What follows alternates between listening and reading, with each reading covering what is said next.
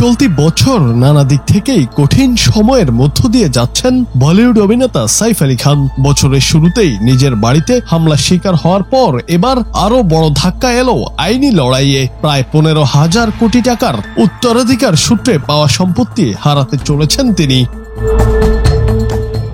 ভারতীয় গণমাধ্যমের খবর অনুযায়ী মধ্যপ্রদেশ হাইকোর্ট সাইফ আলী খানের করা একটি আবেদন খারিজ করে দিয়েছেন।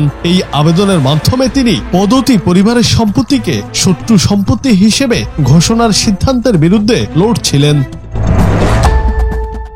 ঘটনার সূত্রপাত 2014 সালে, যখন মধ্যপ্রদেশ সরকার ঘোষণা করে ভোপালের শেষ নবাব হামিদুল্লাহ খানের সম্পত্তি এনিমি প্রপার্টি অ্যাক্ট 1968 এর আওতায় শত্রু সম্পত্তি হিসেবে বিবেচিত হবে। এর কারণ হিসেবে বলা হয়, নবাবের বড় মেয়ে আবিদা সুলতান 1950 সালে পাকাপাকিভাবে পাকিস্তানে চলে যান এবং সেখানেই বসবাস শুরু করেন।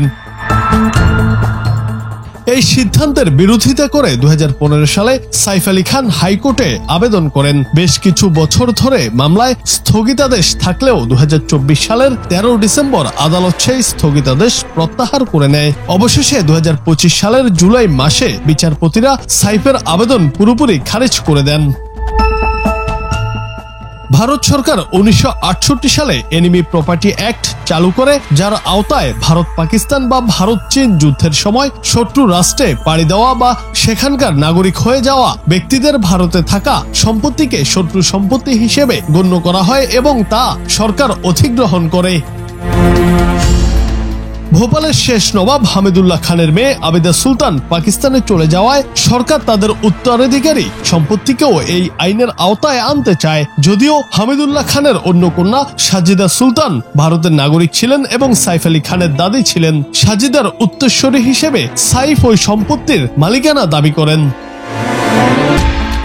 2019 সালে আদালত সাজিদাকে বৈধ উত্তরাধিকারী ঘোষণা করলেও আবিদার পাকিস্তান যাওয়ার বিষয়টি সামনে এনে সম্পত্তিকে শত্রু সম্পত্তি হিসেবে দাবি করে সরকার। বর্তমানে আদালতের রায়ের ফলে পদ্ধতি পরিবারের বিপুল এই সম্পত্তি সরকারের হাতে চলে যাওয়ার আশঙ্কা তৈরি হয়েছে। সাইফ আলী খানের আইনি লড়াই এখানেই শেষ, নাকি তিনি সুপ্রিম কোর্টে দ্বারস্থ হবেন, সেটাই দেখার বিষয়। জুনায়েদ আহমেদ, বাংলা টিভি।